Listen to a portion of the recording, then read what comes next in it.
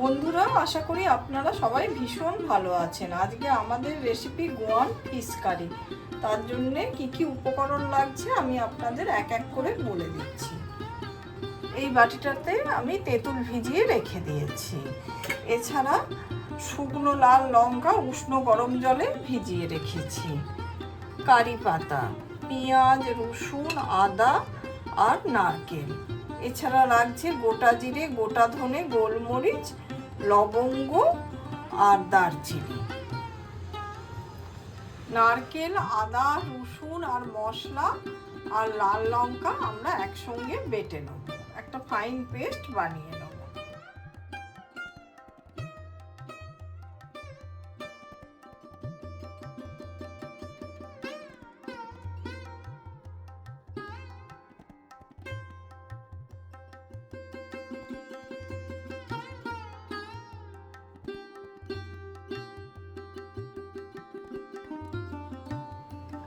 মাছগুলোতে আমি নুন আর হলুদ মাখিয়ে নিচ্ছি।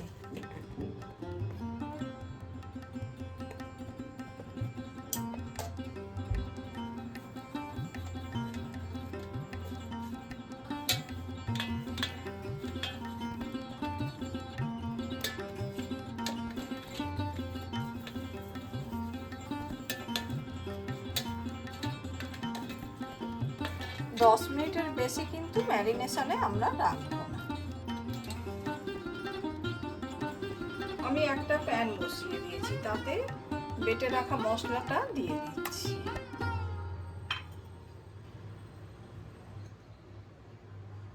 তাতে আমরা মশলা বাটা ধোয়া জলটা দিয়ে দিলাম।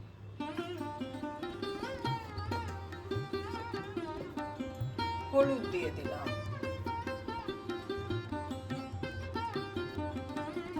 পরিমাণ মতো নুন দিয়ে দিলাম।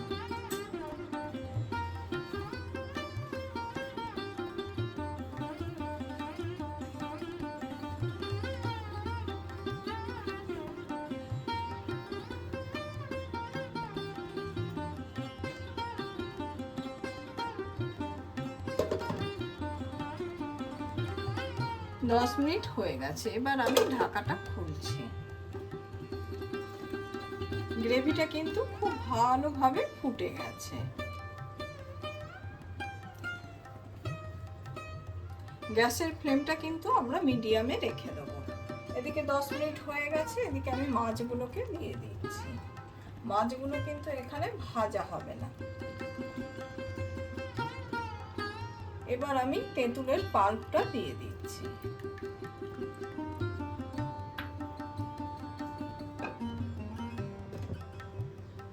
পাঁচ মিনিট হয়ে গেছে, এবার আমি ঢাকাটা খুলছি। হালকা হাতে ঠিক একটু নাড়াচাড়া করে দেব। মাছটাকে আমরা উল্টাবো না, অনেক সময় ভেঙে যেতে পারে। আবার আমি ঢাকা দিয়ে দিচ্ছি। আরো 5 মিনিট হয়ে গেছে, এবার আমি ঢাকাটা খুলে দিলাম। ওল্ড গোয়ান স্টাইলে যদি আমরা রান্নাটা করি তাহলে কিন্তু রান্নাটা এখানেই শেষ হয়ে গেছে, কারণ মাছটা আমাদের সেদ্ধ হয়ে গেছে। কিন্তু অনেকেই বিনা তেলে মাছ রান্না খেতে পারেন না, সেই জন্য আমরা একটা তড়কা দেব। যারা খেতে পারবে তারা এই রকম ভাবেই খাবেন। আর একটা প্যান আমরা বসিয়ে দিয়েছি, তাতে ভেজিটেবল অয়েল দিয়ে দিচ্ছি। তেলটা আমাদের গরম হয়ে গেছে। কালো সর্ষে আর শুকনো লঙ্কা দিয়ে দিলাম, সেই সঙ্গে মেথি ফোড়ন দিলাম।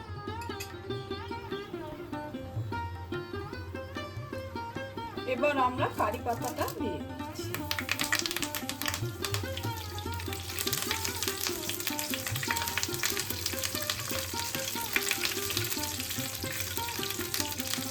এদিকে ফোড়নটা আমাদের হয়ে গেছে। এবার আমরা তড়কাটা দিয়ে দিচ্ছি।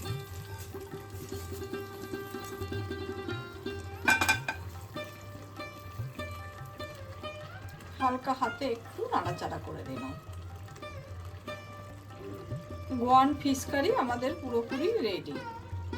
আমার এই রেসিপিটা আপনাদের যদি ভালো লেগে থাকে, লাইক, শেয়ার, কমেন্ট আর সাবস্ক্রাইব করতে ভুলবেন না আমার চ্যানেলটা।